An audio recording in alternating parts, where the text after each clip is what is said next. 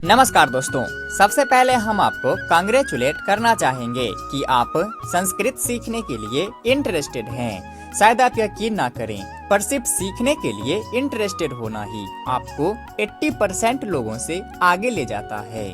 अपने लाइफ में सिर्फ वही लोग सक्सेसफुल हो पाते हैं जो किसी भी चीज को सीखने के लिए बहुत ज्यादा डेडिकेटेड होते हैं। आप इस वीडियो कोर्स को कंप्लीट देखने जा रहे हैं जो ये बताता है कि आप ऐसे ही लोगों में से एक हैं। दोस्तों, आज के इस वीडियो में हम संस्कृत में चित्र आधारित वर्णन को बहुत ही आसान तरीके से सीखेंगे। तो फिर बिना समय गवाए चलिए वीडियो शुरू करते हैं।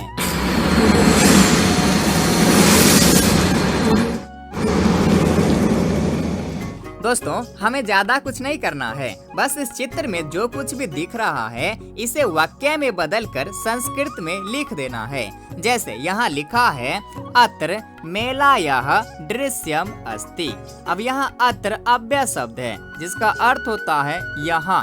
कहाँ? तो इस चित्र में मेलायाः, यहाँ षष्ठी विभक्ति लगा हुआ है और षष्ठी विभक्ति हम तब लगाते हैं जब कारक चिन्हों काके की अथवा डारेरी। तो हम यहाँ अपने अनुसार का अर्थ लेंगे।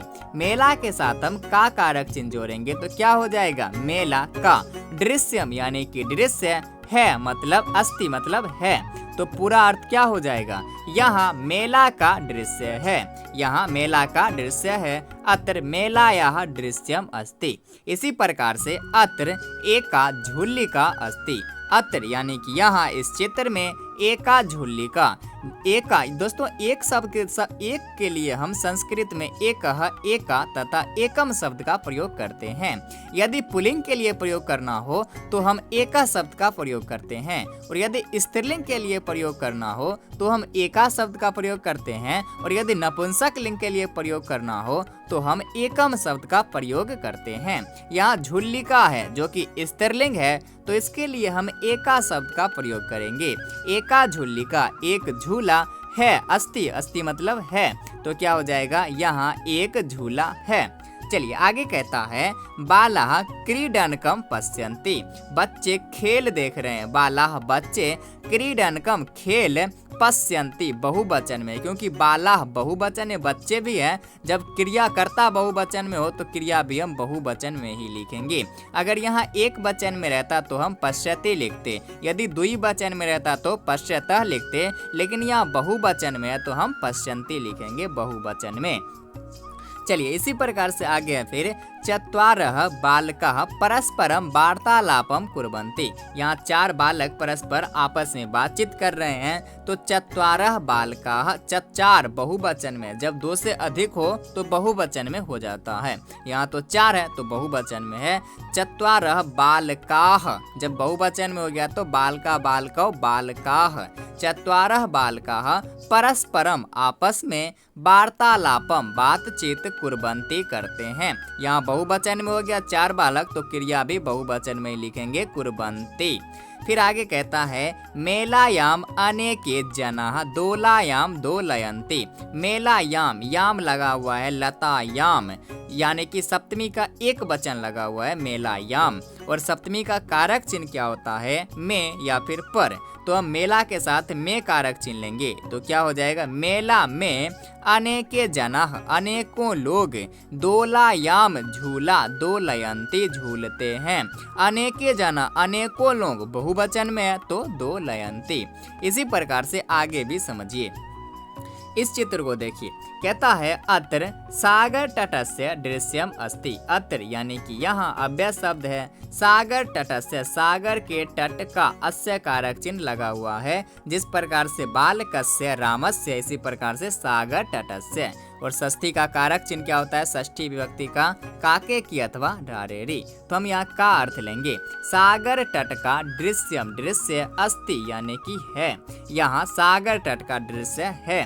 जलपोताः जनान आनयन्ति। जलपोताः यानी कि ये पानी वाली जहाज को कहते हैं जलपोताः। जनान लोगों को, जनः जनान लोगों को, बालकम बालकौ बालकान, रामम रामौ रामान। इसी प्रकार से जन्म जनौ जनान, लोगों को, द्वितीया का बहुवचन में है, लोगों को आनयन्ति लाते हैं। फिर आगे कहता है सागर तटे, जिस प्रकार से बाल के राम है इसी प्रकार से सागर तटे सप्तमी विभक्ति लगा हुआ है एक वचन में, और सप्तमी का कारक चिन्ह होता है में या फिर पर। तो हम यहाँ पर अर्थ लेंगे सागर तट पर, क्योंकि सागर तट में तो हम बोल नहीं सकते, तो पर अर्थ लेंगे सागर तट पर। दुए दो पर्ण कुटीरे अस्त, पर्ण कुटीर हैं, पानी में बने हुए घर को पर्ण कुटीर कहते हैं। सागर तट पर दो पर्ण कुटीर हैं, अस्ता है। अगर एक रहता तो अस्ति, दो है इसलिए अस्त, और बहुत सारे रहते तो बहुवचन में तो संति, अस्ता अस्ति अस्ता संति। चलिए आगे कहता है फिर पर्ण कुटीरम निक्सा नारी केल वृक्षा संति। पर्ण कुटीरम निक्सा, यहाँ दुई वचन लगा हुआ है पर्ण कुटीरम, क्यों? क्योंकि इसके साथ निक्सा शब्द जुड़ा हुआ है, निकट शब्द जुड़ा हुआ है। जहाँ पर निकट शब्द हो उसके साथ हम द्वितीय विभक्ति लगाते हैं। यदि घर के निकट हो तो लिखेंगे गृहम निक्सा, विद्यालय के निकट हो तो विद्यालयम निक्सा। यहाँ है पर्ण कुटीर के निकट तो पर्ण कुटीरम निक्सा। नारी केल वृक्षा, नारियल का वृक्ष संति, यहाँ है नारी केल वृक्षा, बहुवचन में है, वृक्षा वृक्ष वृक्षा बहुवचन में इसलिए संति अस्ति अस्ता संति। नारी केल वृक्षा संति, पर्ण कुटीर के निकट नारियल का वृक्ष है। चलिए आगे कहता है सूर्य अस्तम भवति, सूर्य अस्त हो रहा है आकाशे, बाल के राम में इसी प्रकार से आकाशे, आकाश में पक्षिणः उड्डयन्ति च, च मतलब और इसका शब्द एक शब्द हम पीछे लेते हैं, च का अर्थ है और आकाश में पक्षी उड़ते हैं। सूर्य अस्त हो रहा है और आकाश में पक्षी उड़ते हैं, आकाश में पक्षी उड़ रहा है। चलिए इसी प्रकार से एक और है, इसे भी समझिए। कहता है अस्मिन् चित्रे एक विद्यालय अस्ति, अस्मिन् चित्रे दोनों में सप्तमी विभक्ति का एक वचन लगा हुआ है, और सप्तमी का कारक चिन्ह क्या होता है में या फिर पर। तो हम यहाँ में अर्थ लेंगे अस्मिन, इसमें, चित्रे चित्र में। लेकिन जब इस प्रकार की बात हो कि 2 3 4 5 ऐसे शब्द जिनमें एक ही विभक्ति तथा एक ही वचन लगा हो तो उसका कारक चिन्ह हम सिर्फ लास्ट वाले के साथ लेते हैं। अस्मिन इसमें, चित्रे चित्र में। तो हम यहाँ दोनों में सप्तमी का एक वचन ही लगा है तो हम कारक चिन्ह सिर्फ चित्र के साथ लेंगे, लास्ट वाले के साथ, यहाँ अस्मिन के साथ नहीं लेंगे। तो क्या हो जाएगा, इस चित्र में एक विद्यालय, यहाँ देखो विद्यालय पुल्लिंग शब्द है तो इसके लिए हम एक शब्द का प्रयोग करेंगे। एक विद्यालय, एक विद्यालय अस्ति है, इस चित्र में एक विद्यालय है। विद्यालय एक पुस्तकालय अस्ति, विद्यालय सप्तमी विभक्ति है एक वचन में, विद्यालय में एक पुस्तकालय, पुस्तकालय है, अस्ति मतलब है, विद्यालय में एक पुस्तकालय है।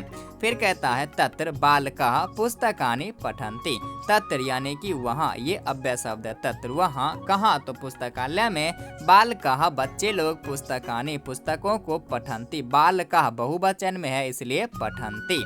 चलिए आगे है विद्यालय एक तरण सरोवर अस्ति, विद्यालय में एक तरण सरोवर, तैरने का सरोवर अस्ति है। चलिए आगे कहता है विद्यालयस्य, यहाँ अस्य नहीं है, विद्यालयस्य क्रीडा क्षेत्रे, विद्यालय के खेल क्षेत्र में, बालकाः बच्चे लोग, पाठ कंदुक क्रीडाम कुर्वन्ति, पाठ कंदुक क्रीडा खेल खेलते हैं। विद्यालय के खेल क्षेत्र में बच्चे पाठ कंदुक खेल खेलते हैं। तो दोस्तों ये था हमारा चित्र आधारित वर्णन का पार्ट 4। बाकी के सभी पार्ट यदि आप देखना चाहते हैं तो वीडियो इसी चैनल पर अवेलेबल हैं, आप उसे जाकर अवश्य देखिए। बाकी ये वीडियो आपको कैसी लगी अपनी राय जरूर कमेंट करें, और यदि वीडियो अच्छी लगी हो तो प्लीज चैनल को सब्सक्राइब जरूर करें। धन्यवाद।